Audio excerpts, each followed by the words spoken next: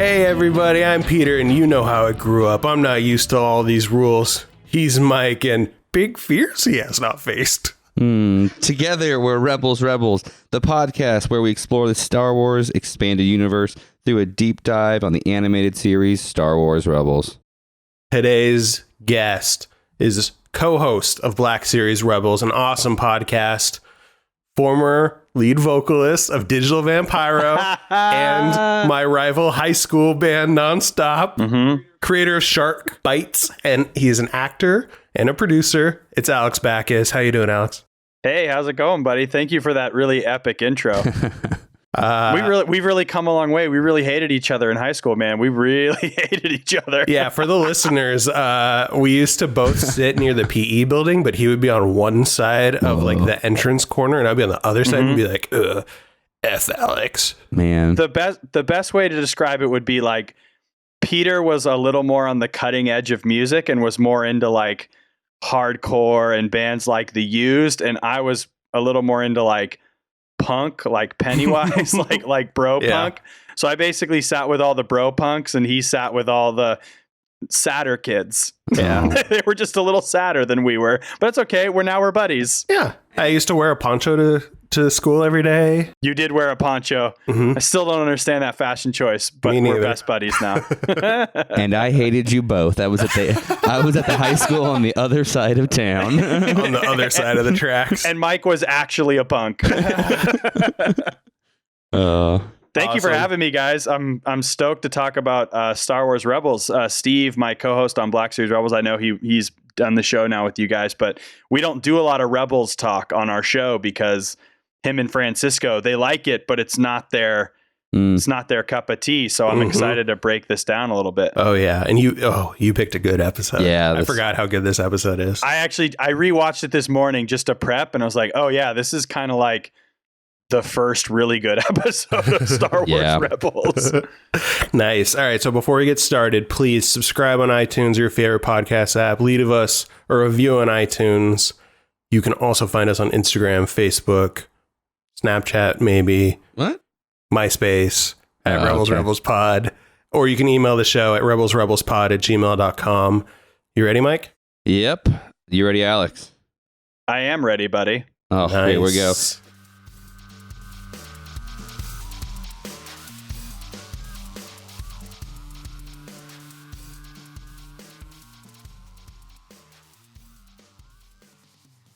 Okay, a quick episode recap. This is Season 1, Episode 9, Path of the Jedi.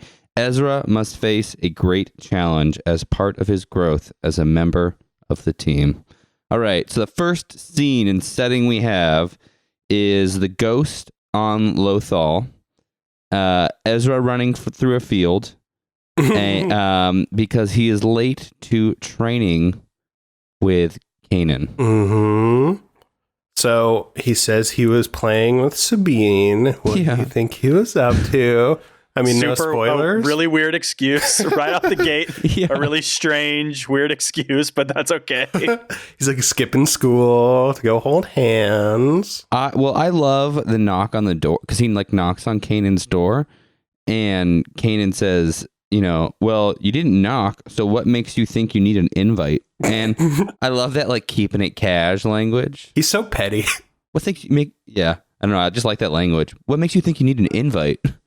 I like that line, too, because it kind of shows that Kanan really, when this series starts out, he's such a jerk. Yeah. He's not a nice dude. He thinks he's awesome.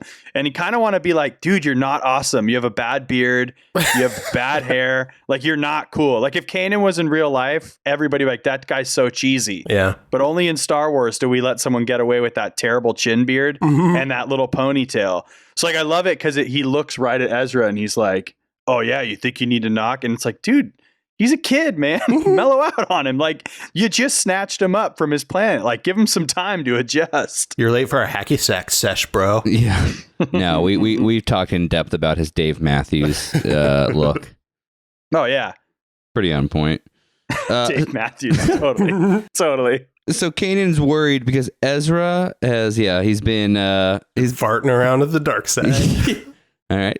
So the last episode, if you remember, he summoned that gigantic Frynok. Yeah, because he got pissed at the Inquisitor tapped into the dark side. So Kanan's a little freaked about that. Yeah. So yeah, fear would be the underlying emotion there, I think. But there's another thing we skipped over really quick is while he's waiting, Kanan's looking at a map that comes out of the holocron. And I just thought visually this map looked pretty sweet. Yeah, and the music, yeah. Mm-hmm. No, I feel like this episode too, because it's directed by Dave Filoni. Like you can always tell when Filoni's stamp is really on it. Like right off the bat, the episode is pretty visually beautiful. Like Ezra running through the field is a beautiful shot. Kanan looking at the map is a beautiful shot. I totally agree. I think while I was rewatching it, I was like, man, even the animation in this episode, like it just, you can tell when Rebels really clicks, it clicks, and this episode really clicks. Yeah, I'll totally agree with that. And actually, you brought up something that now I feeling like I'm outing myself as I don't know. I thought Dave Filoni directed every episode? Does he not? Well, he's the creator. Okay, yeah. So I know he's the creator, but I also thought he was directed most of the first season. But now I'm wondering if that's not true. So I made a point to go in and look. He's supervising director. Okay. So I think that animation works very differently than obviously live action. I think Dave Filoni is supervising director, which basically makes him like the top of the umbrella creatively. Okay. Yeah. So, but he also is credited as directing this episode. Okay. So I don't know if that means that we have computers in our pockets. I can launch IMDb right now, but I'm fairly certain he directs everything, but then there are individual directors for it, because I just don't think he could do that. That's a lot of work. Yeah. So I think his stamp is usually on like Twilight of the Apprentice or Twin Sons, like those ones where you're like, oh, here comes this is the episode this season. Usually that's when you find he's on it. Yeah. Nice. All right. Yeah, I found it. Thanks to your tip about this IMDb I've never heard about. It looks like, yeah, kind of he directed about 41 episodes throughout the whole thing, which is under half, maybe a third, so about a third of them. Yeah, and you're totally right. Path of the Jedi was one, and now that I'm kind of looking at the ones that he was the supervising director on, I'm like, oh man, these are so many of the good ones. At that point, I wonder if it's like he's just really talented, so that's why they're good, or does he just cherry pick the really good ones? Like he just the script's really good, and he's just like, oh, I want that one, that one, because they're gonna be good, and everyone's he has a stack on his desk. It's like the kid that takes all the good flavors of M&Ms from the bowl. It's like, only black licorice is left. Yeah. Oh man, all they got is butter popcorn. Dave Filoni's over there with all the cherries and the watermelons, just like jamming in the corner. Oh man. So like we mentioned, Ezra and Kanan have a little tiff. And Ezra says, I like this part. He's like, you know how I grew up. I'm not used to all these rules, which I thought was actually kind of really introspective again for like a 14-year-old, 15-year-old. Like it's kind of interesting class politics there, I guess. Well, the whole episode, he has that kind of self-reflection skills that kind of blow my mind. Like in the temple, we'll get there. He's kind of, able to have that kind of introspection again. That's like, wow, he's 15. Yeah. And Kanan says he lacks discipline and focus, which we've heard again. He says he may not be cut out for Jedi life. But then Kanan says that take a kind of cool down, get the Phantom ready. We're basically going to go like, I'm going to be testing you. Mm-hmm. And I like this moment is interesting because like Ezra kind of like, okay, he like kind of centers himself and cools down a little bit. And he says, as you say, master, which I thought that's kind of a weird turn of phrase. Like, I feel like like someone originally wrote like, as you wish. And they're like, no, to Princess Bride. Like, go with as you say. Totally. As you say. Because that's stupid. Yeah. Hera's hanging outside the door and, she reassures Kanan. Kanan confides that he is worried about what's going to happen in this test. He does not have confidence in his Padawan.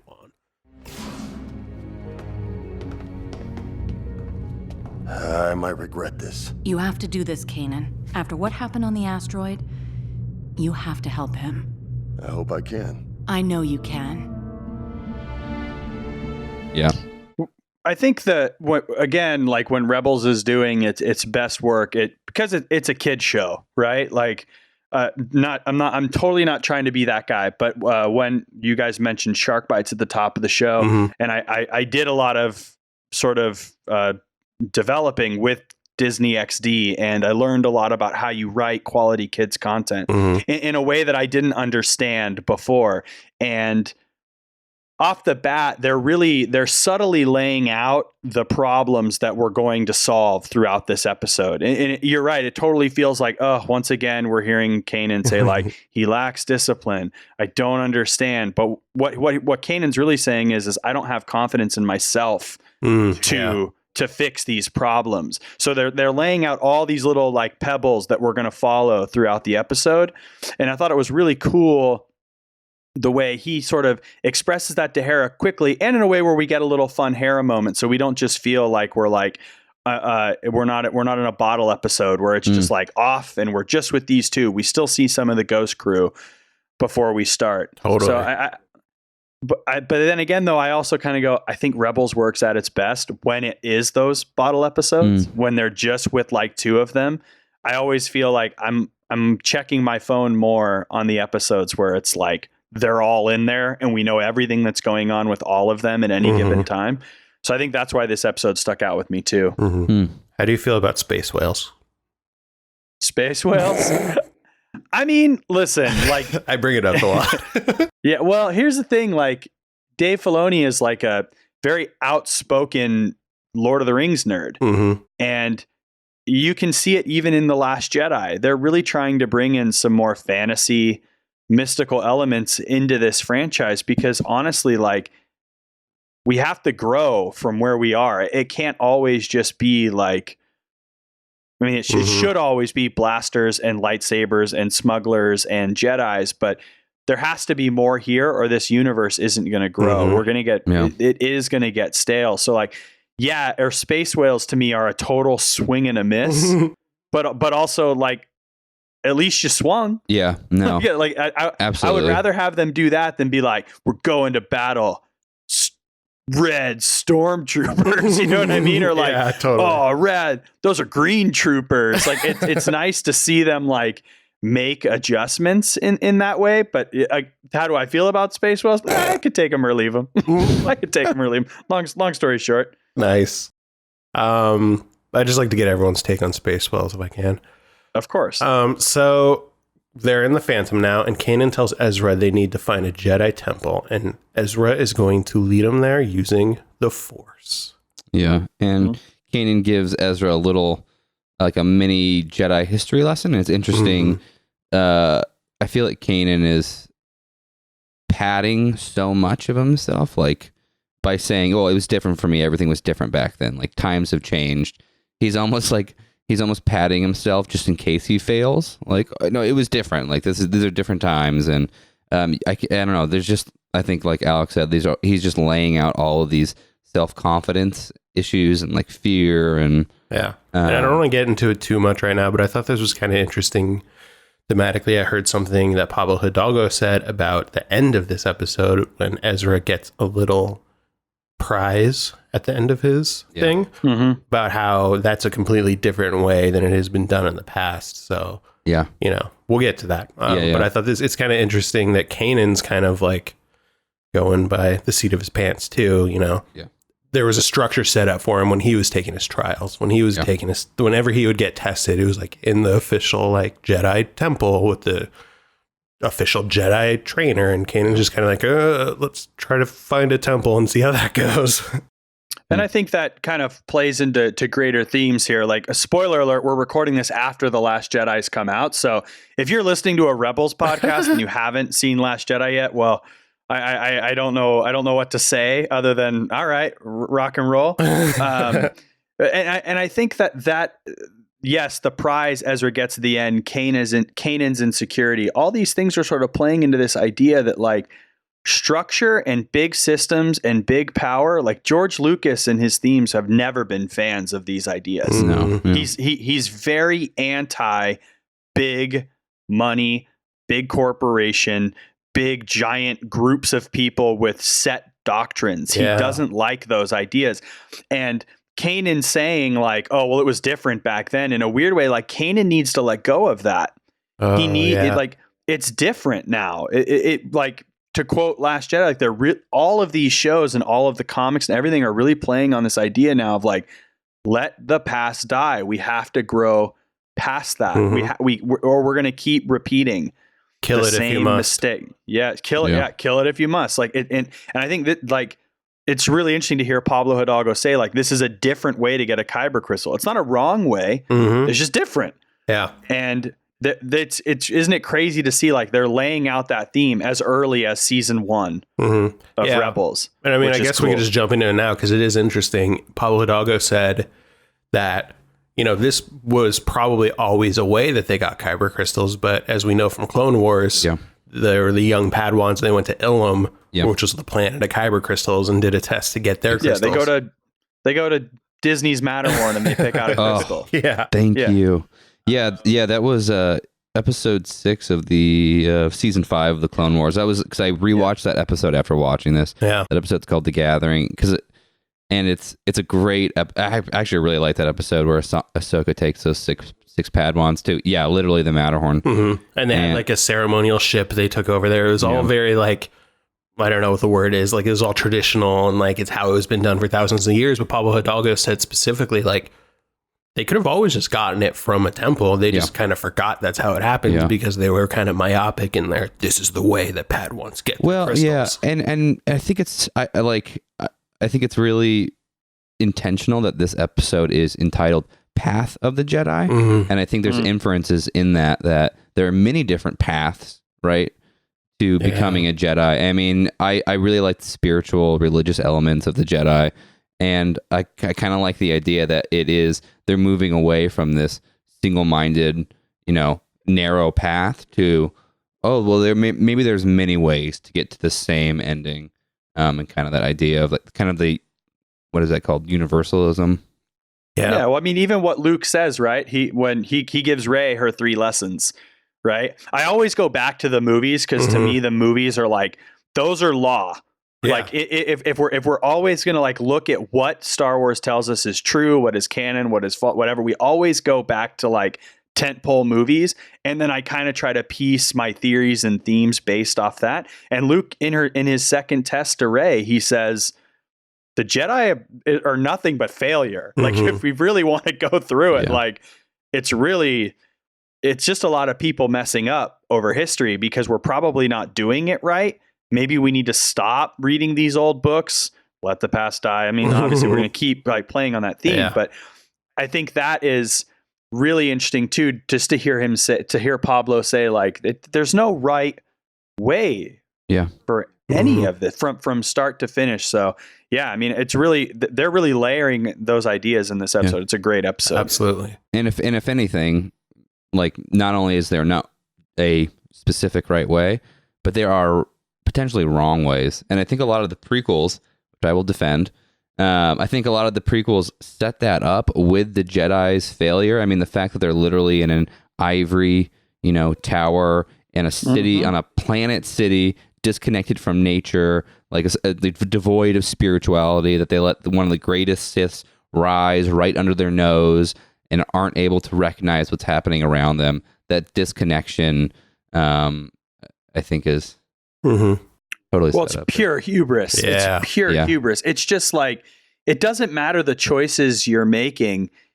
It matters why you're making them, right? So like if you like slap a charity logo on a corporation that isn't doing any good charity work, you're not really a charity. You can say you're a nonprofit all you want, but until you do the good work, right? And the Jedi are always preaching, peace. Even Yoda says in Empire Strikes Back, a Jedi uses these powers for defense, never attack.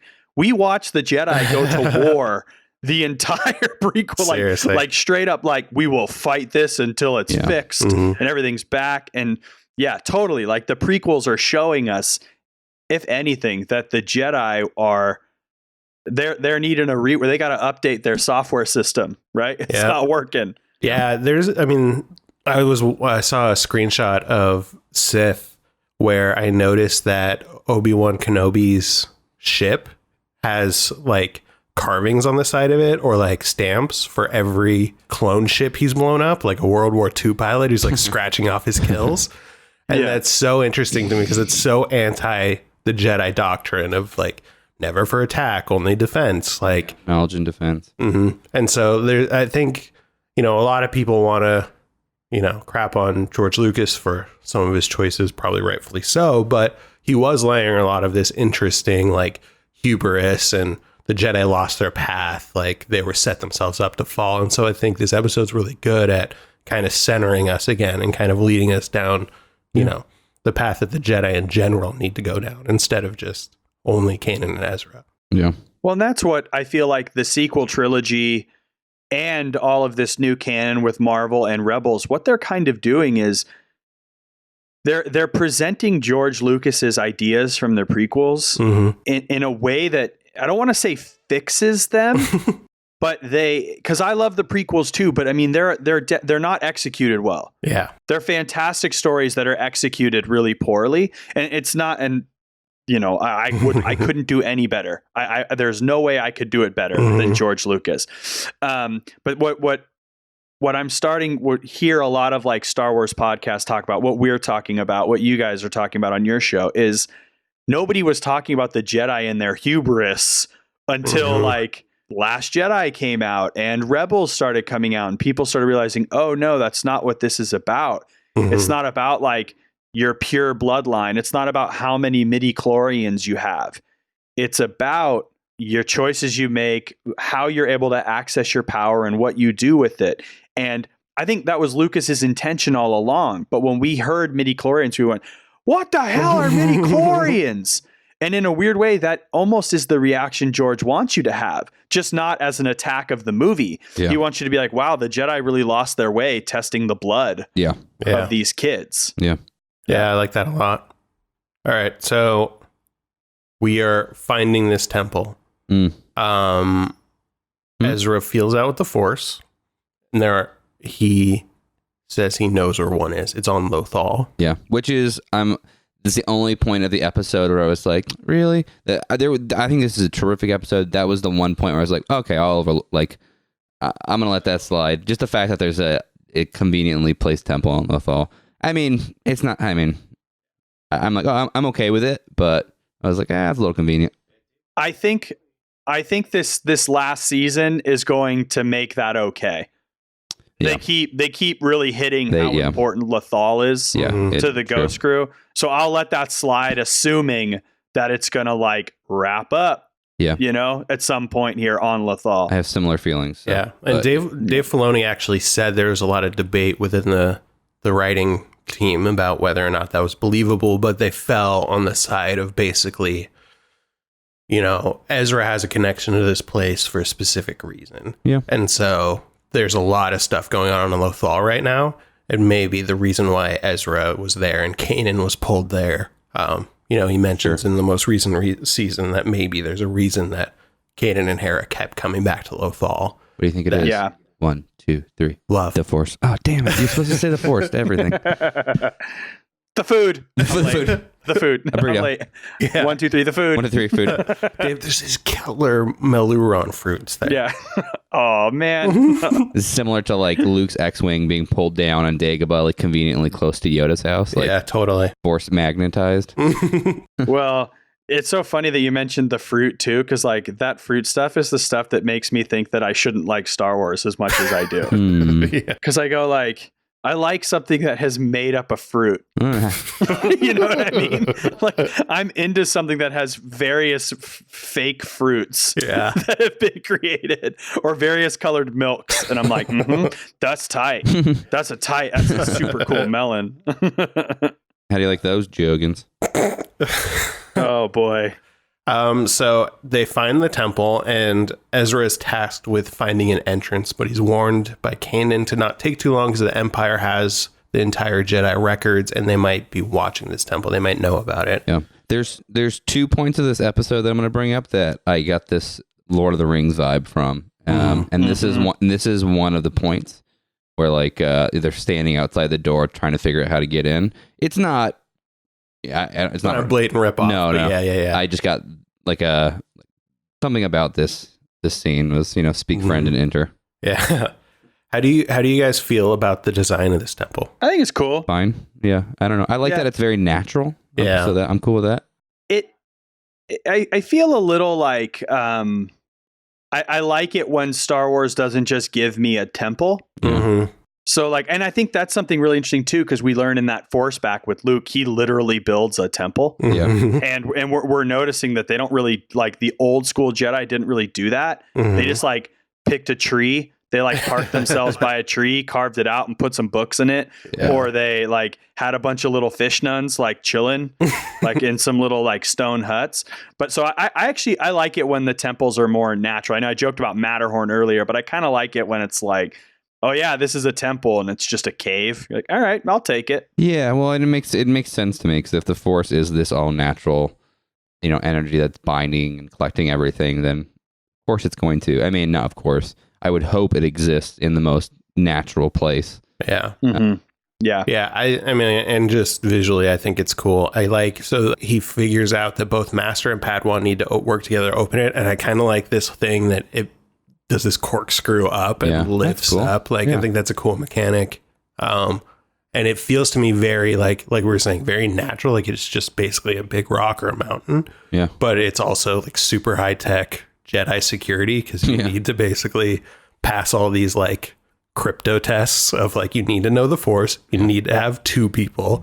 You need to know where it is. Well, they do that in Twilight of the Apprentice too. Yeah, exactly. Right? Yeah. Ezra and Maul, he's like, nope, I need to do it with an apprentice. Yep. It seems like that's a very like, if you're going to enter one of these holy places, you better be on the buddy system. You can't just like probably the only one I would say that could probably stroll in there solamente is Yoda and maybe Luke, because everyone's like, well, you're the only one, so you can just come on in. But totally, like, and I love that shot. Like this whole episode, the thing that I love the most about it is that it feels very cinematic. Yeah. Like that shot where like Kanan raises his hand and then Ezra raises his hand together and you see the rock come up. It's very reminiscent of that shot in Last Jedi where Rey lifts the boulders and that you see her in the middle and all the boulders are like kind of perfectly framing her. That when they lift that rock, it's like, yeah, this is good, man. It's a shame that like episodes like this don't get more love from Rebels folks, because it's a good one. Absolutely. So they go into the temple and they stumble upon 2 corpses in the temple. This is the second super Lord of the Rings shot, because when it goes to the face of the corpse, the camera kind of like twists as it moves, and it's totally that scene of Lord of the Rings where like zooms into all the skulls and they're like, oh no, like and it's the Mines of Moria. Yeah, it's very Indiana Jones too. It's totally Mines of Moria. Yeah. So and Kanan's just like, I'm gonna chill here with these guys. Like, why? I know. Why? I also like that this makes them lose focus and they get locked in the temple. And Kanan kind of says like Ezra needs to go down the path on his own, and these were masters that their Padawans never came back. You lost focus. Well, dead guys are distracting. In here, you'll have to face your worst fears and overcome them. And there's no guarantee of success. I have plenty of faith. Faith you'll keep me on track. I'm not going with you. What? Where are you gonna be? Right here. With them.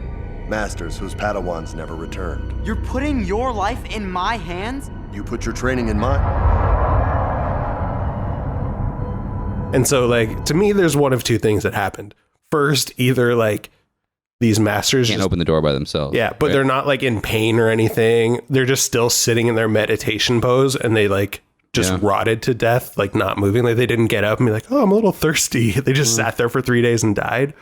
Or the Jedi who like constructed this temple just like put them there as a scare tactic. Like, ooh, we're going to make this spooky. Like they're probably not even real. They just went to the space spirit store and bought some skeletons to scare people. They're like, oh, guys, we're building some temples. Let's hit that Halloween town in Burbank and grab some spooky skeletons for the lobby. Mm-hmm. Yeah, lucky it was space Halloween time. Yeah.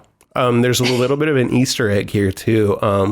If y'all Google the words Ralph McQuarrie, Yavin, there's a pretty famous concept art from Ralph McQuarrie of the Yavin Temple. And so this is original and New Hope concept art of what Yavin would look like. Cool. Yeah, and so you see these columns with like these weird symbols carved into them. And these are the same symbols that are carved in the Jedi Temple in this episode. So you'll see these symbols on the wall everywhere.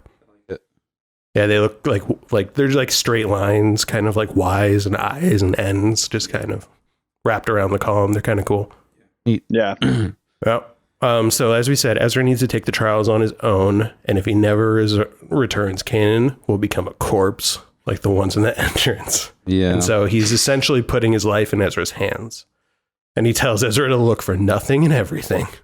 Yeah. I that was the one line where I was like, I could take it or leave it. Look for nothing and everything. It was a little like, why don't you I like Yoda's what's in there? Only what you bring with you. Yeah. That to me is way more interesting than what am I looking for? Nothing and everything. Mm-hmm. It's like, is that supposed to be profound? Yeah. Like it's maybe because Kanan's not as G as Yoda. He's just not as gangsta yet.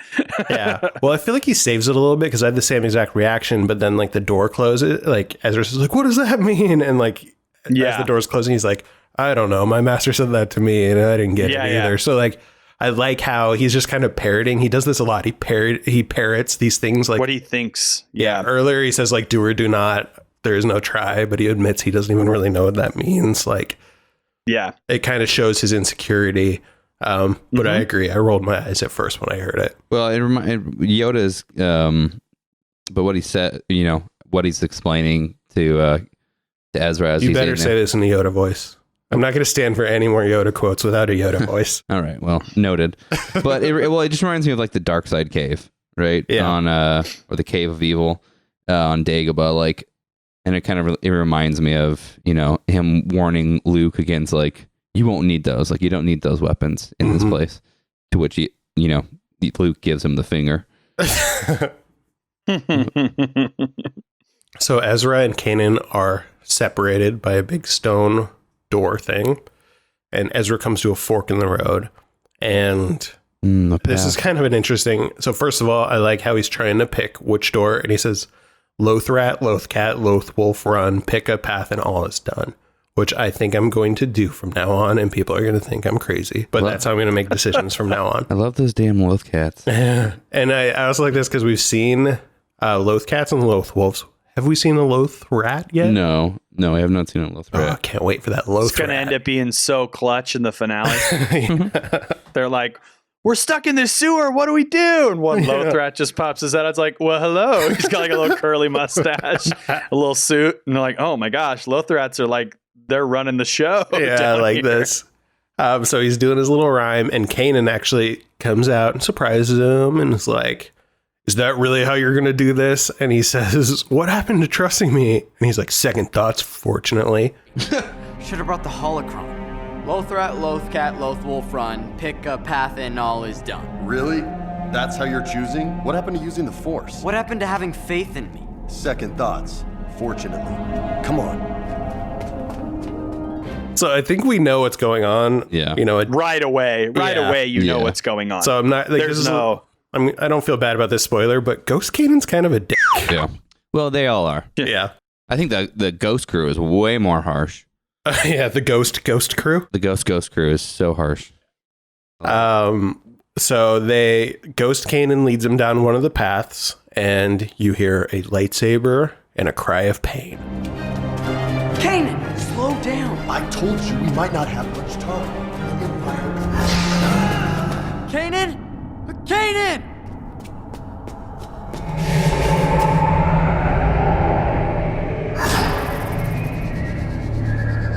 Inquisitor. I felt a disturbance in the Force the moment the Jedi decided to bring you here, Padawan. No. Now, who dies first? and Ezra runs in to see that the Inquisitor has wounded Ghost Kanan. Yeah. Space Ghost Kanan is killed. Yeah. So there's a fight. Space Ghost Kanan is killed. One little touch about this that I liked, which I don't know how to reconcile it specifically with how this all concludes, but at one point, the Inquisitor illusion force chokes Ezra and pulls him off the ground. Yeah. So obviously they can physically interact. It gives some danger. It raises the stakes, which I like. Only as much as he'll allow it. Yeah, I think that's a really good point, Mike. It's like, as much as Ezra's willing to believe what he's seeing, that it's how much it will manifest in his mind. So it's not until Ezra's like, this isn't real. Yeah. Exactly. That I'm not afraid of this. I'm not afraid of this idea of facing down these Sith or Inquisitors or whatever he's going to end up facing. Like, right. I feel like they both sort of they're both overcoming fear. That seems to be the big thing that they both need to overcome. Ezra needs to overcome the idea that he's going to have to fight with this crew and stand for something like they do. And Kanan's like, I have to get over the fact that, like, yeah, I'm not ready to be a master, but I don't have much of a choice. Totally. Yeah. Like, yeah. And I'm assuming that's how the other two Padwans died. Assuming those corpses are real, that they let themselves. Yeah. Okay. I like that. Yeah. And I like that it kind of, it lends credibility to why, because I mean, the second Kanan shows up, all three of us go, okay, it's an illusion. Yeah. And especially when he later falls down and he's all of a sudden back on the ghost, it would be like, okay, this is all not real. But I'd imagine if you just got choked and lifted off the ground by this thing you think isn't real, it would really throw you for a loop where you're so disoriented that maybe logically you can say, like, okay, these pieces aren't real, but your body is just like amped up and you really got to overcome some stuff within yourself. And that's a kind of a good example too of showing you how it's a kid show, because a kid show shows you Kanan first. If a kid show, he pops in there and the first thing he says is, "Oh my God, Inquisitors!" Like, kids wouldn't. They'd be like, "Oh my God, Inquisitors!" Like, kids wouldn't put together that it's a Force vision. Like, they would seriously be like, "Oh my God, Ezra's dead." Like, they wouldn't be able to process, "Oh wait, it was a vision." It wouldn't have the same thing. Like, they really have to lay it out for a kid. Like, oh, something's off. Kanan's supposed to be in that cave. Now he's here. This doesn't make any sense. Yeah. So yeah, totally. So he freaks out. Kanan's dead, and he falls off this cliff's edge, but lands on the ghost, like we mentioned, and he sees the ghost crew. Yeah. And they are talking some junk about Ezra. They're having a bit of a snarky breakfast club. Yeah. I kind of hated this. Yeah. This is the one part of the episode where I'm like, this really is not good. It was a little extra. I do think that Sabine's drag was so brutal, though. Yeah. He's like, oh, yeah, he's just a little kid. I pity him. Like, oh, I hate that. It's like, I pity your haircut. I hate it. It's so stupid. Sabine's like, he's such a little kid. Ugh. Yeah. I mean, the one thing I will say is I do think that's what Sabine says is kind of the worst thing Ezra could hear. Because, Hera says, he had a useful skill set. That's the only reason we like him. And I feel like he'd be like, that's crappy, but I mean, whatever. But the fact that this girl he's into that he's like playing in a field with and, obviously has feelings for, he's like, oh, he's such a little kid. I pity him. Like, that would be such a blow to his 15-year-old little ego that I think that really would be the one that really I'm trying to think of a movie where that exact thing plays out. There's a very famous like kids movie where it's like, he's such a little kid. And the kid's like, oh, he's like so affected. But you're right. Yeah. Like that's a great moment of like, of course, like a kid watching that is going to be like, oh, I hate it when people tell me I'm just a kid. As an adult, I watch that and go like, suck it up, kid. Like, there's space Nazis taking over the galaxy. You got bigger stuff to worry about. Yeah. But luckily the Inquisitor shows up and kills them all, so it's all whatever. My God. What if this wasn't a dream? What if this actually was like the Red Wedding episode of Rebels, and you're like, oh my God. And then they just like turn around and the Bendu's there and he's like, now Rebels begins. Dun, dun, dun, dun. Wait, why is the Bendu there? He shows up, dude. Okay. Yeah. That's the big reveal. Bendu. This is all Bendu's doing. I mean, What if it was Yoda? I mean, I love in an it. Inquisitor mask, and he just killed them all. Yeah, but he never takes off the Inquisitor mask. You just see his ears behind it. And he's like, is that Yoda? No.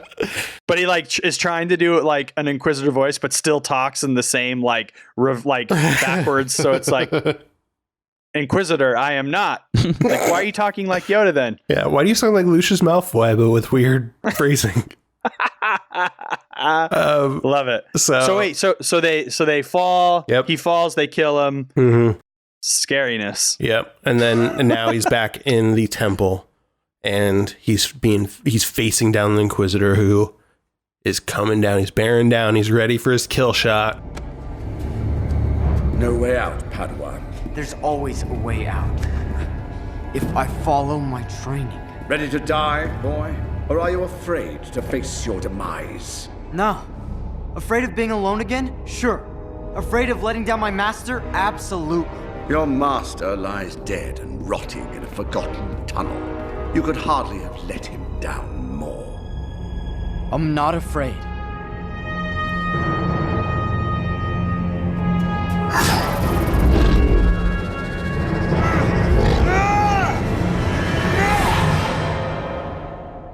cuts right through him. Yep. Whoa. Mhm. This moment is great mostly because we're done with this weird force vision that I think we've seen a bajillion times in Star Wars. Yeah. And the next part is my favorite part with Yoda. Yes. I love it. The next part, I was like, this is the best Yes. part. This is what makes this episode so freaking cool. Yeah. He hears, so right after he conquers his fear, he hears Yoda's voice. It is Frank Oz, which is amazing. Mm-hmm. And I love one of his lines that says, "Big fears you have faced." I don't know why. Not great fears you have faced or like fears you have faced, but big fears. Big fears have you faced, young one? Yes. For what lies ahead, ready are you? I am. Come, see more clearly what you could not see before. Who are you? A guide.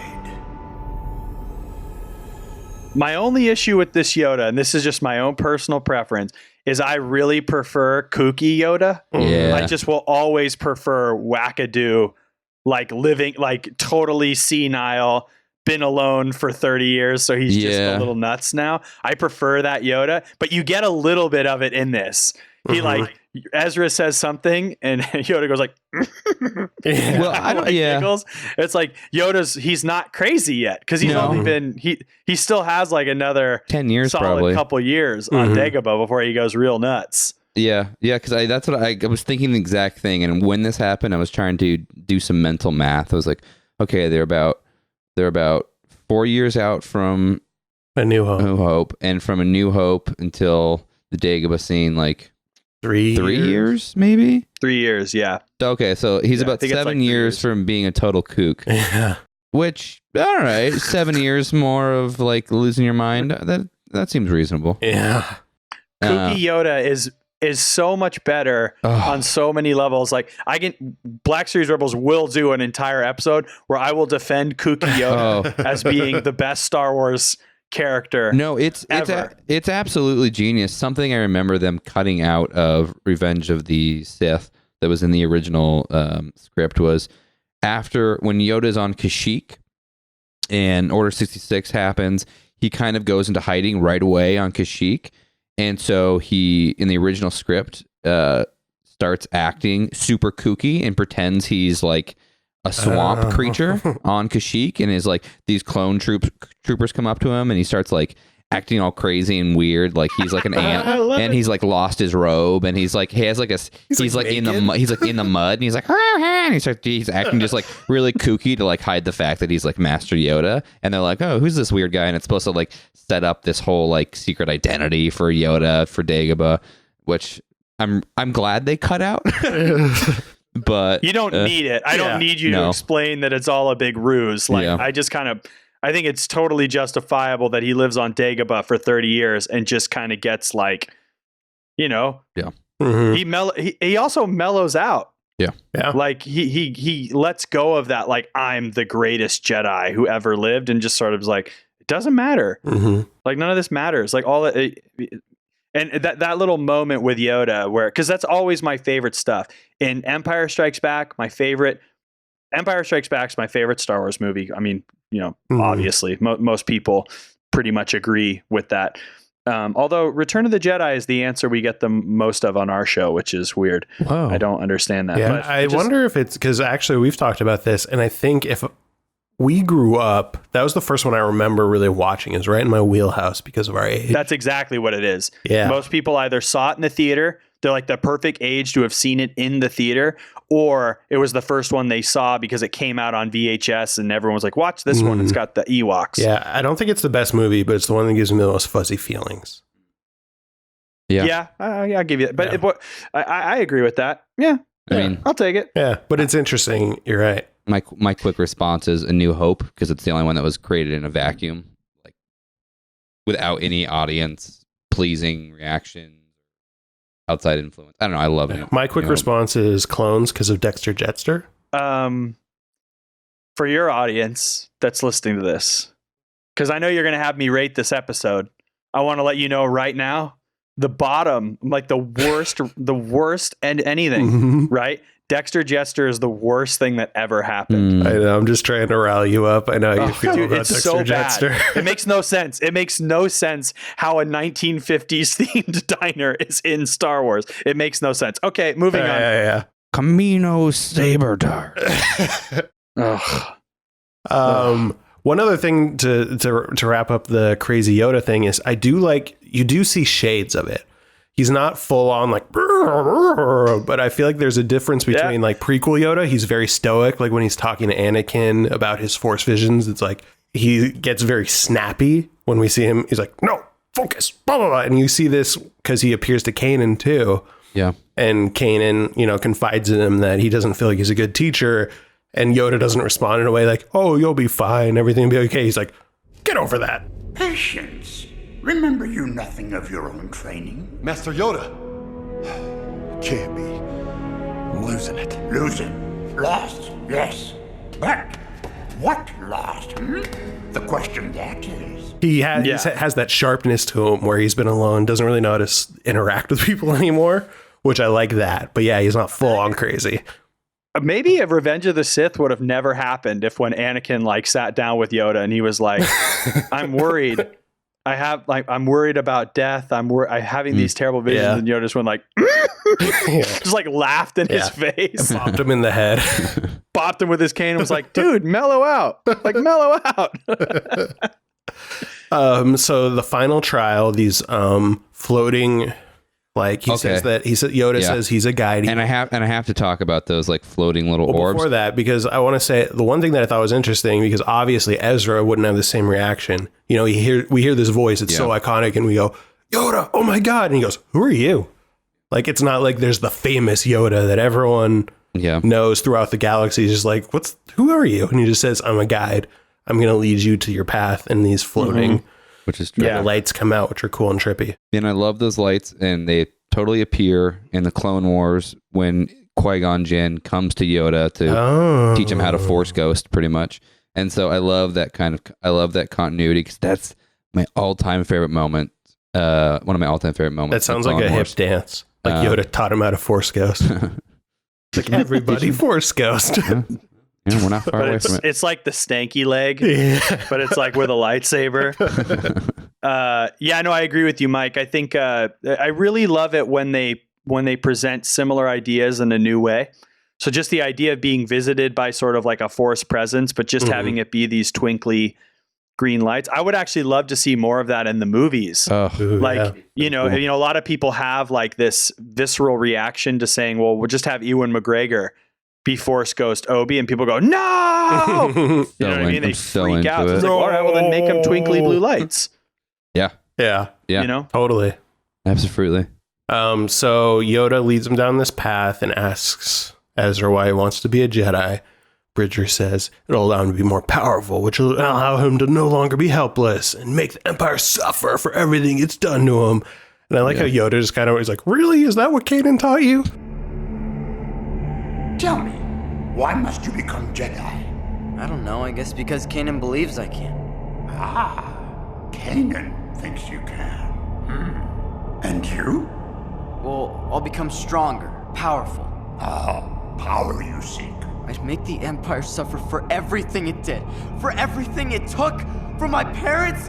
I wouldn't be helpless anymore. Ah, Jedi way is revenge. Teach you this your master did? But like, I feel like that's a pretty big red flag. Yeah. Well, he reins it. He reins it. He reins it in pretty well. Boy. Yeah. And then he tempers it by, he's not going to be using it for revenge. Mm-hmm. But he wants to protect everyone in the Except galaxy. for the time where he said he wants revenge, but Well, that's a red flag. yeah. He does recover. He says, no, like Kanan would never do that. He's a good teacher. Like, I just want to protect my friends, and not just my friends, like everyone in the galaxy. Yeah. And this is, I think, a turning point for Ezra when he says that he admits, when he was by himself, he never cared about helping anyone until he met Kanan and the rest of the crew. Does it confuse you when Yoda asks him, what does that make you feel? And he says, alive. In that moment, right when that happened, I want in the background to go, for them to kiss. I feel so alive. I think that song needs to start playing. I don't know. I don't know that's not a bad emotion to feel, like alive. Like I understand like the sentiment, but yep. And this is another very cinematic shot. This might be my favorite shot, where the hall disappears. Yeah. And he's just like of looks like he's floating in space. It's just on the invisible bridge in the Temple of Doom. Totally. And then this star, we think it's like a little star. It's got a blue tint to it, just kind of floats down to him. And Ezra reaches his hands out, and it's a little blue crystal. I meant the invisible bridge in the Last Crusade, I think. What if director Krennic popped out and goes, yoink, just like pulls it and they're like, hey! Turns out Ezra's crystal is the Death Star Kyber crystal. Oh my gosh. Death Star.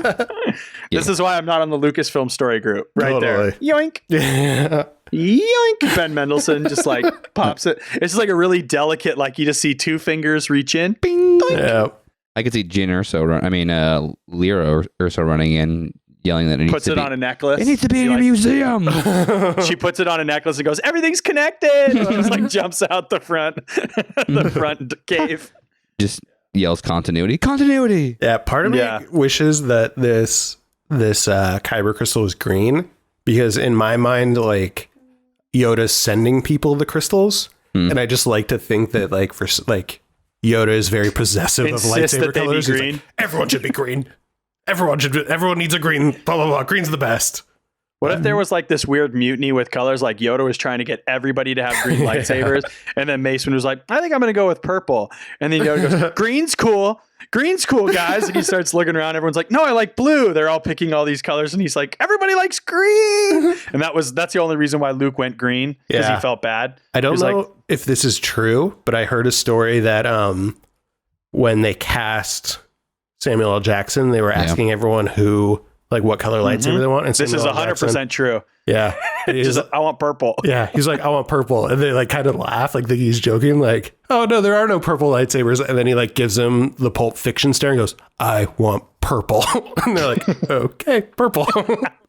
Purple it is. Yeah. Sounds good.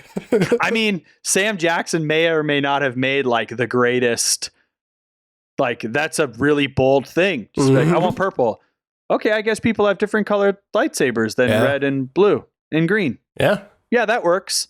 Like, I really love that. I like that you can have orange, or you can have we even see it with the dark saber, like weird Tron lightning blade. I love that freaking. So he has his crystal, and Ezra goes out into the cave and sees Kanan still meditating, and Kanan is quite frankly flabbergasted that he found a crystal. He did not expect that, and he says it represents a big step in his training. I think it's there's not too many moments in Rebels that I think are funny, and I thought the joke was pulled off pretty well, that Ezra gets excited about it and goes, look what I found. But he has no, and he doesn't, look what I got, and he doesn't know what it is. What is it? I was like, they gave me this. Puts it in his mouth. Yeah. Well, you know what too, like again, like we're kind of going back to this idea of like, it almost feels like the Force is almost like willing It's willing this idea of like, here, you need this crystal. Totally. We don't have time for you to grow your stupid braid and grow out your stupid rat tail. Like, we don't have time for that and give you a flat top. We don't have time for that. Here's your crystal. Start practicing with your lightsaber. Start listening to your master. Take this seriously. If you take it seriously, the Force will let you. Absolutely. Like, it'll let you let it in. Like, and I think that is what this episode from start to finish is really hitting, is this idea of there's no set path. It doesn't matter which pick. It's all about the choices you make to get to where you're going. Yeah. So I really love that idea of like, oh, you got a kyber crystal. Kanan doesn't go, you're not ready, and take it. He goes, okay, if that's what the Force is giving you, then hell, let's go make a stapler with a kyber crystal in it. And then he's going to make a stapler saber. Yeah, man. I was wondering, like, okay, if the Force is giving him this kyber crystal, like, is it truly the will of the Force to then turn this kyber crystal into a weapon? What if the Force was trying to be like, this is a renewable energy source that will save hundreds of worlds. Like, use this instead of oil. And they're like, I'm going to turn it into a weapon. Not even a weapon, a sword. Yeah. Tight. And the Force sword. The Force is like, God damn it, that's supposed to be renewable energy. Like, this is going to save the galaxy. Actually, if you were to take that to the bank, you could basically raise the poverty line, like wide. Like, you basically would end poverty in the galaxy. Like, check it out. A sword gun. Lothal has a very big environmental problem and a very big poverty problem. So it could have been put to better and Ezra uses. made a sword. Yeah. Not only, okay, so we have to talk about it. We're going to talk about how he can so back on the Ghost, everyone's sitting around, it's been weeks, and Ezra has been, fiddling away because everyone can build anything in Star Wars. Yeah, I do actually kind of like how they yada yada it, because I don't think I need the scenes of him trying to build it. No. And I like how they're just we do not need Big Hero 6. Yeah. No. It's just like great movie. Great movie, but I don't need to see him struggling to build his stapler gun. Totally. So, all right, let's I need everyone's opinion ever on the completed stapler gun lightsaber. It is the worst lightsaber in Star Wars design. I'm going to agree with you. I think it's absolutely the worst. I really don't like that he can shoot. Really don't like it. I don't even like that it's not even like blaster bolts. No. It's like these weird like gumballs, like laser gumballs. It's weird. I hate it. It's a little, That's the one. If like one thing in Rebels, if someone's like, "What if you could change one thing?" I would say, just give him a normal lightsaber, or give him, if you want to have fun with the shape, give him a double bladed, or give him a. I would even take like a trident over like a weird state. Like, it's just it looks really ugly. Yeah, it's not. It's just nothing makes me feel more ashamed of being such a massive Star Wars fan than complaining about the way a Jedi's lightsaber is designed. But like, it's the worst. It is consistent with his character because it goes from a crappy slingshot that shoots like, that's the thing. Like, it is, really in my opinion, the worst lightsaber design. But the one upside is it gets him to throw away that stupid slingshot. Yeah. If there's one thing we've learned, Ezra has very bad taste in weapons. Yeah. Well, I feel conflicted about the Inquisitors as well. So I have. Oh, that's like number 2, bro. Just well, it seems so impractical. Dooku's weird swivelly one. Ooh, I like that one. That one's one of my favorites. I love how he uses it. He's so into I'm into that one too. That one's I'm a big straight, Dooku. baby. I want them to look like camera flashes. I don't want them looking like weird. Just I don't know. Yeah. So gentlemanly. But I will say, so they all gather around for show and tell. I like how they're just waiting around for him to make this for weeks. They don't leave. They don't do other stuff. They're just like, he's making his lightsaber. Let's wait. And he finally comes out for the first time and he ignites the blue. And this actually gave me a little bit of goosebumps. I thought this was nice. Yeah. I thought it was cool. I will say this: I would never give him the moniker "Ignite the Blue," though. Only 2 characters ignite the blue, my friend. Luke Skywalker. I guess I'll give you 3: Anakin, Luke, and Obi. Okay, but Ezra has not earned. Ezra can have ignite the blue, shoot the gumball. Yeah. You have to put the gum on. Okay. The gum. Ignite the blue. Would you like it better if when he shot out like little rainbows? And as What are those fruits? Yogans? Yeah. You just like feeding people? Yeah, and as we know, only 3 characters ignite the green: Luke, Yoda, and Kit Fisto. I'll take it. Kit Fisto's a Rastafarian. I love him. Rastafarian Jedi. He's no Kiadi-Mundi, but whatever, guys. Yeah. So that's the end of the episode. I usually try to sprinkle these into the episode, but I didn't find a very good way. But I just want to hit a couple cool Easter eggs I found. So in the temple, when you first walk in, there are symbols for the dark side and the light side. Mm-hmm. We've seen them. They haven't been pointed out very clearly, but we've seen them, and I have a picture of them on here. And if you notice, they're actually very similar. The dark side is kind of like this jagged X, and the light side is the same jagged X, but like surrounded in this weird cloud circle thing. Very yin yang. Yes, I think what they're really playing with that I really like is because I never really bought into this idea of gray Jedi or like you can be in the middle. I don't think you can be in the middle. I don't think you can be like a good guy that uses the dark side. I think that it's about your choice. Like I think there is like a literal line in the Force. And like, if you cross onto one side, you can go back and forth, but I don't think there's this area where you truly like straddle properly. That's my opinion. A lot of people will argue that until they're blue in the face. But what I do think is that they are one Force. You're not using one or the other.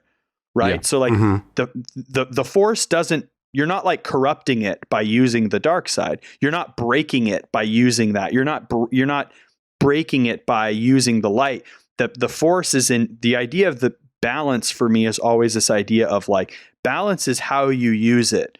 Balance is an internal choice. It's not necessarily like there's this weird pendulum to me of like there are 3 Jedi, so there need to be 3 Sith, and it needs to be balanced. Balance to me is more of like an internal yin and yang thing, and I think you're never truly balanced until you learn to use the Force in the way that works for you. It's like an internal thing as opposed to this external thing in the Force. But that's just me. Yeah. I could be wrong. I'm sorry. Please don't light up my Twitter, internet. I don't want to get into it. But thank you. I like that take. And then one last Easter egg is originally in the script, Old Joe, the bartender, and Vizago, the criminal, were originally in the script helping Ezra find his Kyber crystal, but they were luckily cut. That would have really ruined Thank it. God. I know. That would have brought that down. I couldn't even imagine how they fit in the story. This is so much better. It's like, Yoda with Frank Oz. Let's just get Vizago back in there. That's what we Oh my God.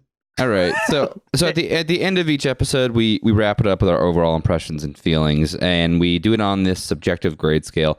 So I'll give mine. Peter will give his, just so we're putting you on the spot a little bit. So on a scale of, for me, the worst thing is C-3PO was created by Anakin Skywalker, to that's pretty bad. The best thing being Luke gazing into the twin sunsets while John Williams' binary sunset theme plays. Most magical moment. I'm going to call this episode a Luke and Leia on the bridge in Bright Tree Village having their heart-to-heart, which to me is a solid A. Nice. Yep. Yeah. I love that moment. So, and I love this. In this season, this is a terrific episode. Yeah. Mine's a little less sentimental, but my least favorite thing is Jar Jar Binks being farted on by an EOP and going, "Be Yusa." And my favorite thing is the lightsaber fight at the end of Return of the Jedi where Luke's like, "No!" And then they're like in the Never! dark. Yeah. Oh, gosh. I love that. And also a Bright Tree Village thing. I will give this episode the crew being roasted over a fire when we find out that the Ewoks are cannibals, which I think is an A as well. All right. I will, on a scale of Dexter Jettster's diner, the worst thing. Dexter Jettster, his diner, his robot, Jawa juice, all of it encompasses the worst 3 minutes of Star Wars. And Luke staring out into the twin suns, maybe the greatest moment in cinema history, not just Star Wars. It's everything. It's perfect. I can talk about that for hours. I would give this Obi-Wan and Anakin's fight in Revenge of the Sith. I like it. I think it's super cool. I love it. for me, it's always been like a little, it's so epic that it actually feels like the climax of Star Wars in general, which to me, like it isn't. So it always feels like out of place. I just have to always remember it's the climax of the prequels, not Star Wars as a whole. So I put it there. I really like it. It's something I enjoy watching. I'm very into it. But if somebody was like, which Force lessons do you want to watch? I'm still picking Empire Strikes Back or the stuff we're now seeing in Last Jedi. Yeah. What letter grade would you? I would give this like a B. Okay. All right. I'd give it a B by Rebels standards. Yeah, which is what I'm going by. By Rebels standards, I'd give it an A. Yeah. Yeah, and I'm by thinking Star Wars standards, it's a B. Yeah, I like that. Yeah. I'm thinking within the context of this season specifically as well. Like far, this season it's an A+. Yeah, it doesn't get much better this season. Yeah, honestly. Yeah, I think this is the best episode of season 1. Nice. Yeah. Cool. Well, thank you so much. Dude, thank you so much for having me, guys. It was crazy to talk about Star Wars with you and not punk rock, but I love it. Know. So where can people find you? Make sure to drop Digital Vampiro's website. Digital Vampiros, I don't think our pure volume still exists, but one of the other weird ones still exists, like Sound Clicks or something. I don't know where it is. Don't go look for it. If you guys want to check out my Star Wars YouTube show, you can go to blackseriesrebels.com, click watch, or you can click join the rebellion. You'll sign up for an email list. You'll learn about our pins, our stickers, our merch, all the stuff we kind of do to help raise money for the show.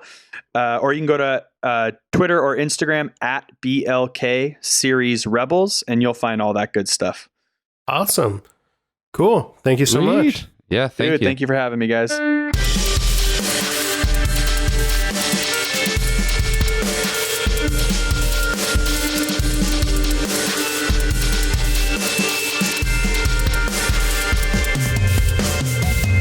Well, that was fun. I enjoyed seeing Alex after so many years. Do you mind if I do a little deep dive? Yes. I mean, I'm sorry. A character portrait. Do you mind if I paint a picture for you? No, you can do that, but you can't do a deep dive. Okay, that's fine. I'd rather paint a picture. Okay. Okay, well, this week I want to talk about Yoda a little bit, if that's okay. Cool. Because if you think about it, this is one of the first times we didn't see him. We've heard Yoda since Revenge of the Sith, canonically. He doesn't show up in Rogue One. He hasn't showed up in any books or comics in between.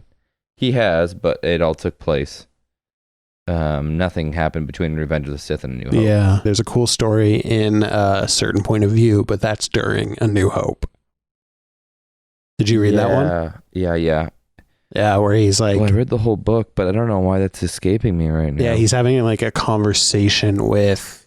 is it Qui-Gon? I don't remember who he's having a conversation with on Dagobah, and he's talking about how... it's with Qui-Gon. Yeah, how he there's a child who needs to be trained. There's the quote-unquote New Hope, and he's thinking it's Leia. Yeah. And he says he's been watching Luke, and Luke is stubborn like his father and doesn't want to train Luke. And he really hopes that it's Leia so he can train her because he doesn't like Luke very much.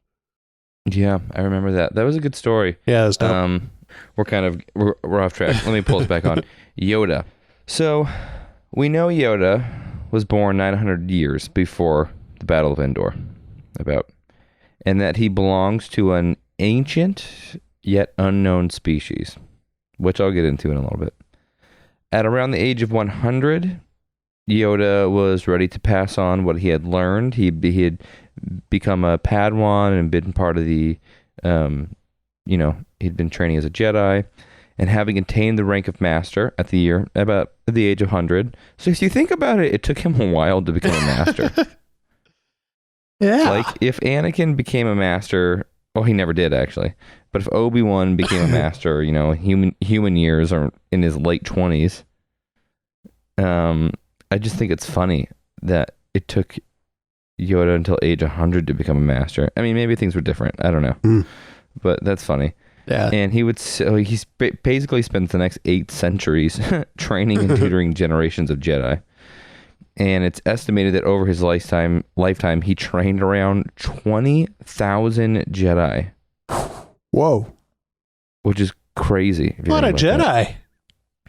That's a lot of flipping Jedi. Wait, so I want to think about this for a second. Didn't they say at its peak there were 100,000 Jedi? So Yoda trained 20% of all Jedi? Well, I guess I guess the math is shaky. Because that's really. There were currently 100,000 Jedi. He could have like trained like 5,800 years before Clone Wars. Yeah, exactly. Okay. All right. I take that back. And also, it's interesting that there's only 3 really notable Jedi that he's trained though, which are Qui-Gon, Dooku, and Luke. Like those are the only like notable ones that you can find. I don't know, you can find others, but those are only the major ones. Anyways, his homeworld still it's unknown, and his true species name is not recorded yet. But for reasons unknown, George Lucas maintains this strict policy of keeping the history, name, origin, and whereabouts of his species a secret. Maybe that's going to change now that Disney's taken over, but this policy has resulted in even certain Star Wars publications being canceled. This is really vague, and I couldn't find much more information on it, but like books or comics, things that were revealing stuff about Yoda were written and then pretty much like axed, like, no, I don't want to do that. But then prior to we can't talk about Yoda if we don't talk about Yaddle. So prior to the creation of Yaddle for The Phantom Menace, Lucasfilm actively discouraged licenses from exploring Yoda's species, wishing to avoid confirming that an entire species of Yoda-like individuals were necessarily, if they ever existed. I'm glad you're getting into this because Yaddle always bugged me. Because I was under the impression I like Yaddle. Well, yeah. And I'm going to talk about Yaddle right now, actually. I'm glad. I'm very interested in Yaddle, but the idea of it makes me like kind of bristle a little bit because I remember specifically before the prequels that like this whole thing about Yoda being a secret and Yoda being the only known Yoda alien. So it was like weird that it ran them. Yeah. Wasn't it a girl Jedi that was his species, was on the council, but they never pointed out, they never do anything about it. It was very odd. Well, that's because it was kind of an accident, almost. It wasn't an accident, but they designed Yaddle originally to be Yoda. Like, they're like, well, Yoda maybe should have more hair and look a little younger. And they designed Yaddle, and then they were like, you know what, let's just make it like another whatever Yoda species is in the movie. So then this younger looking Yoda just became a girl species or whatever he is, called Yaddle. And they just plopped her into a chair in the Jedi Council. But there's some interesting stuff. Not all of it is canonical, and I'm going to stay away from the legend stuff, but some stuff that's canonical about Yaddle, because I don't know when else I'm going to get to talk about her, is that she knew this technique called Morichu, which could basically, she would like slow opponents down to the point of death. Like, and I couldn't find, it's like you could slow like blood flow or like heart rate, like everything about a person down to if she wanted to basically to kill them. And so it's this really weird force move she had of really slowing a person, like freezing a person to the point of death. Yeah, but there's some, and then there were some others. There's a lot of stuff in Legends about her, about how she like her death is really weird in Legends, where she like saves Anakin and Obi-Wan at one point when they're really young, because she pretty much jumps on a grenade but like absorbs the grenade into her body, and that's how she dies. But that's Legends. So around the time of Phantom Menace, she's something like 500 years old. And she was the last member of the Jedi Council to die before the Clone Wars. And her place was taken by Shaak Ti. So that's interesting. Yeah. So jumping away from Yaddle, because there's no reason to really talk about her, except for I think it's really fun. We don't know if Yoda is the last of his species, but as far as we know, he's the last canonical member of them to die. As for his parents and ancestors, we have one clue.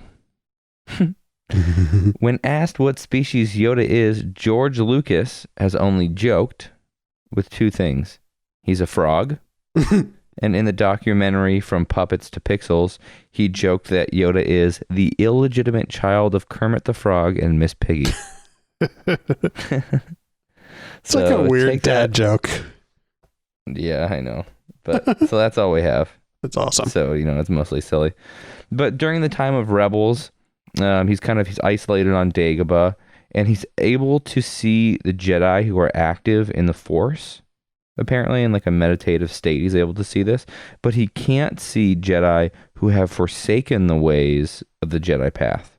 So he can't like sit in and like, Skype with Anakin because he's forsaken the Jedi path. Interesting. But he could keep a mental contact with like the Jedi temples across the galaxy, such as the one on Lothal, and telepathically converse with any Jedi within them. So they act as like Force hotspots. That's cool. And he was never actively able to have Force visions. He does have Force visions, but was not limited to, and didn't just have random spontaneous ones, but he's able to like kind of jump in. So that's how he's able to communicate with Ezra, because they have Wi-Fi. However, he understood the Force prophecy was not absolute and that the future was always in motion. I see Yoda in opposition of Qui-Gon. Like Qui-Gon is a very dogmatic, almost medical view of the Force. When the Jedi were really at the peak of their hubris, kind of. And I see Yoda being on the other side, his isolation in Dagobah. And in spite of all of his ability, the diminutive Jedi Master was ultimately unable to defeat Palpatine during that final duel. So sad. And he was forced to live in exile to fight another day. So that's just, and there's tons to say about Yoda, but not a lot of it is new. Yeah. But those are some of just kind of the salient points of things that I thought would be pertinent to this episode. Yeah. That's cool. Yeah. That was really interesting. Usually I just say it's interesting, but I don't mean it. That time it was actually interesting. Cool. Interesting that you said that. Just kidding. Sure.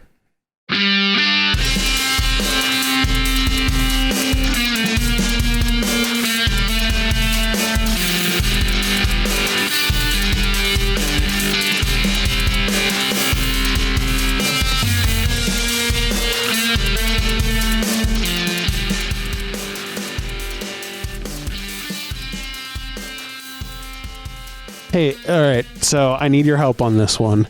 I need, like, what's something that's like really, really deep? Like unlimited power. I don't even know what that means. Like not unlimited power. You don't know what that means? No, I do, but like, how's that deep? Okay, wait, ask me again. Sorry. Okay. Like, I usually use examples of things that are deep, but I need something that's like really deep this time. Sure. The galaxy.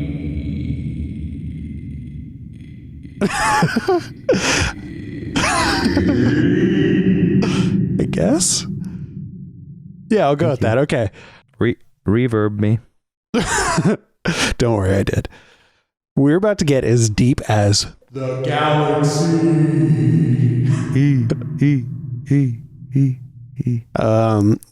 Because I was going to just talk about the Force in this episode because there's a lot of cool Force mysticism stuff and I'm really into it. Sure. But the more I looked into, there's just too much to cover in one deep dive. And I already talk way too much in this podcast. So I'm going to start a series. It's not going to be every single episode, but we'll drop it in every couple episodes, a series on the Force. So this is the first session in Professor Peter's Force series. Oh, great. Yeah. So there are two sides of the Force. Do you know what they are, Mike? I mean, the dark side and the light side? Wrong. They're the living Force and the cosmic Force. So the dark side and light that totally side came up in you're pulling this from Clone Wars, aren't you? Yeah. there's some really cool trippy stuff that I'm about to get into. So a lot of people talk about the light side and the dark side. I think Alex alluded to it in this episode about, there being gray Jedi and different types of the Force. And there are lots of different religions and different philosophies on the Force, but they're all tapping into the same Force. So a dark side user is using the same Force as a light side user. They're just using it in different ways.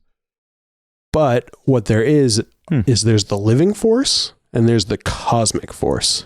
So the living Force is the energy between all living things. Okay. This energy flows into the cosmic Force, which is the power that holds the galaxy together and communicates through the midichlorians. So I like to think of the cosmic Force as almost like the laws of physics, and the living Force being like an energy that powers it, kind of like if gravity needed some sort of like energy to operate.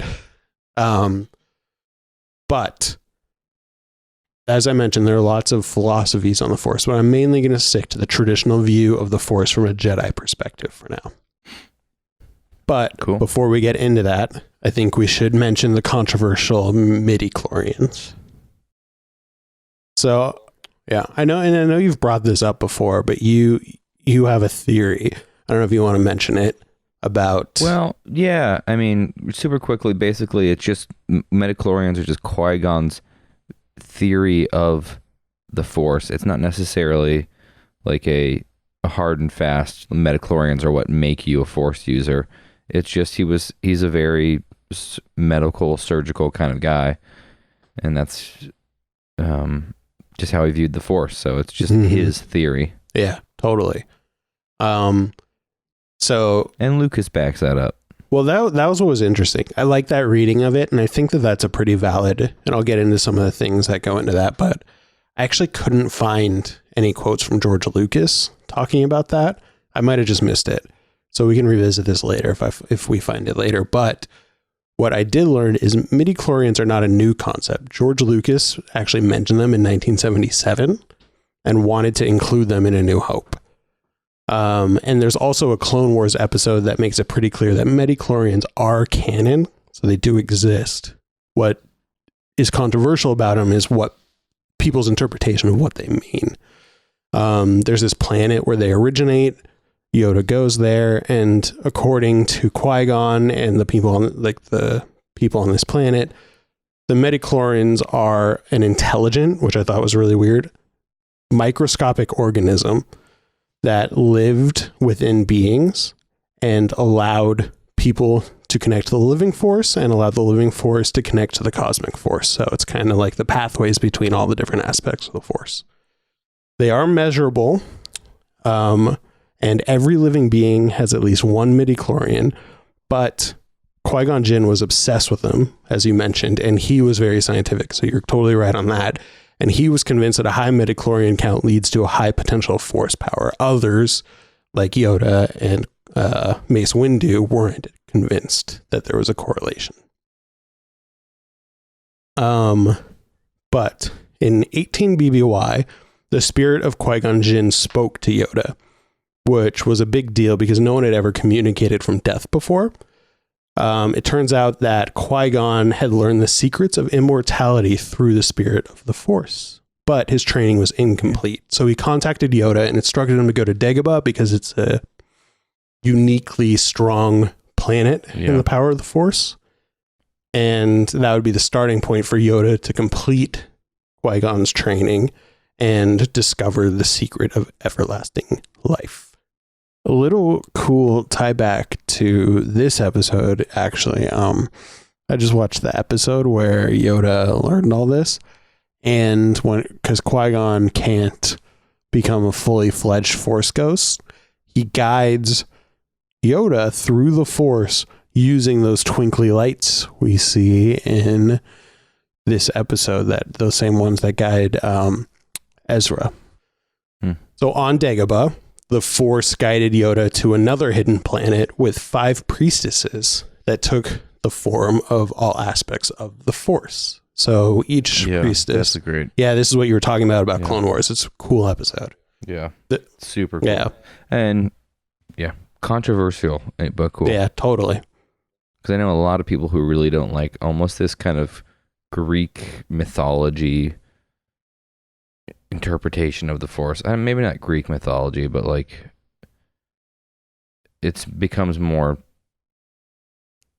I don't know. Do you know what I'm trying to say? Yeah. No, I get it, because I think when midichlorians were introduced, a lot of people were upset because it's bringing a scientific view into a like metaphysical and spiritual thing. But the other hand is a lot of these people, and I fall into this camp, like I don't believe in a lot of spirituality and I don't believe in a lot of mysticism. So it's a weird conflict within me where, you know, in real life, I don't think any of this, I think this stuff is a little not, I'm not going to be offensive. I don't believe in that stuff. But when it comes to my Star Wars, I'm like, no midichlorians. It's only spirituality and religion. So it's like a weird push and pull between different factions, but then also within oneself. But that being said, there are these 5 priestesses, and they're shapeshifters, and they take forms that represent all the different parts of the Force. So serenity, joy, anger, confusion, and sadness. And these 5 priestesses put Yoda through a bunch of tests to see if he's worthy of learning the secrets that Qui-Gon Jinn only partially learned. He passed the trials and unlocked the secret to everlasting life and ended up passing it to Obi-Wan Kenobi. I'm still not really sure how Anakin learned it, but whatever. We'll just roll with it.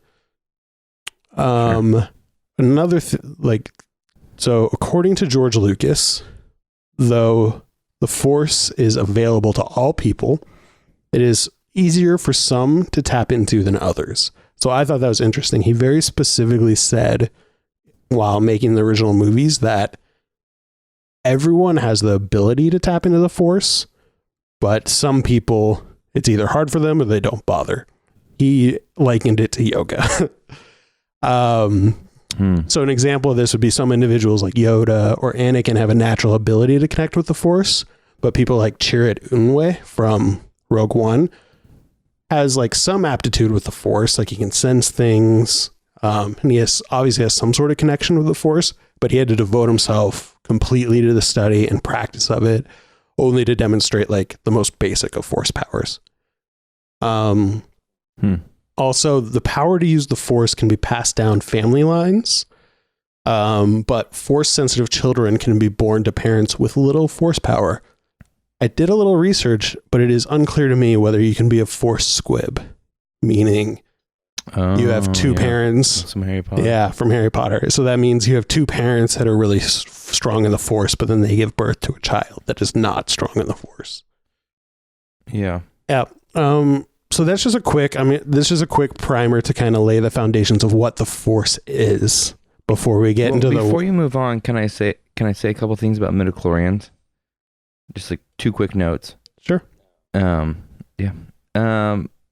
First of all, here's one of the reasons I'm not a big fan of midichlorians. Okay. Lucas, who does borrow a lot from a lot of people, you know, from Kurosawa, from, you know, he's big on the Joseph Campbell, The Hero's Journey. I feel like he's taking midichlorians directly from those stupid flipping books, A Wrinkle in Time, whatever the series of books. I don't even know what the series of books is called. I know that is a series of books, but I am not. Yeah. I am not familiar with in them. those books, something super, super similar is mentioned, and I know they came out in 1970. The second one where they're talked about came out in 1973, so it predates A New Hope.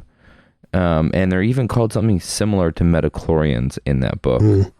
But I don't know, but it just raises questions. Midichlorians just raise so many questions with me because it moves away from this like energy field, this cosmic thing, and like if midichlorians are real, it's like, does the dark side of the Force have different,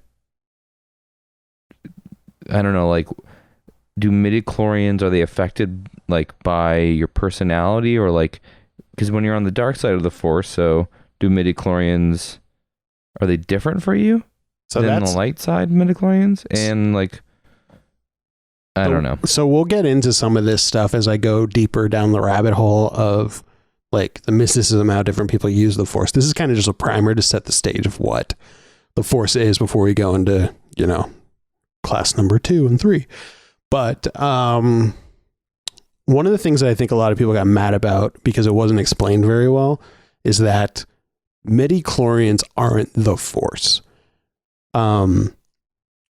They just are, it's still debatable about what role they play in Force powers, but according to Qui-Gon Jinn, for example, he would say that it allows someone to connect to the Force. So I'm trying to think of like a good example. It's like using jumper cables. Like you need to get power from one place to another place, so you connect them with jumper cables, and the midichlorians are jumper cables.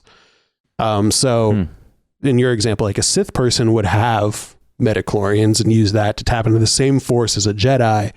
They just use a different aspect to the Force for their power, like emotion and fear and aggression, whereas a Jedi taps into the same Force using, calmness and serenity and peace to get their power. And it led to a ton of conflicts, which I'm really excited to get into in different chapters. But I know what you mean, and I kind of alluded to this earlier. Like in real life, if someone was like, this person was healed by the power of their chakra in the third eye, I'd be like, stupid. But then, like, if it happens in a movie I love, I'm like, no, take the science out of this movie. I only want mysticism. And maybe that's part of the escapism I'm looking for. I don't know. Because midichlorians don't bug me very much. I kind of like the science of it, but I know why people are upset about it. Yeah. I guess they bug me because we already had an explanation. We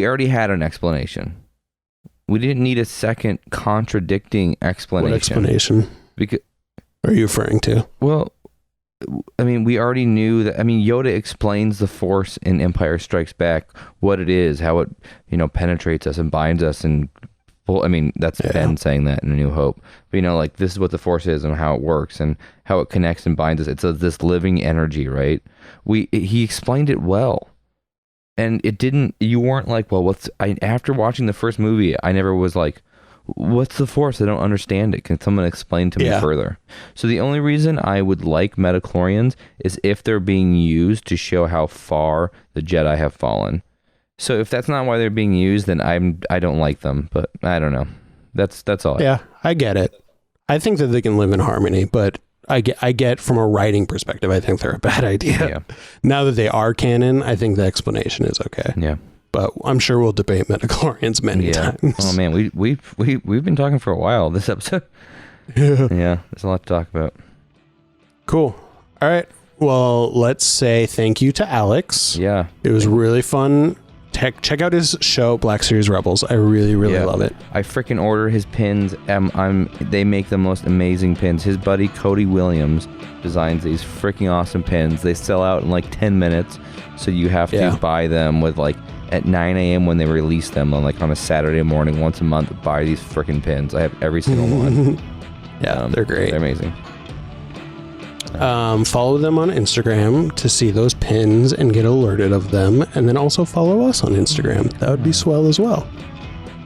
Cool, yeah, and check us out. We're on Twitter, Instagram, Facebook at RebelsRebelsPod, or Gmail at RebelsRebelsPod@gmail.com. And until next time, be brave out there, and don't look back. Don't look back. Booyah. See ya.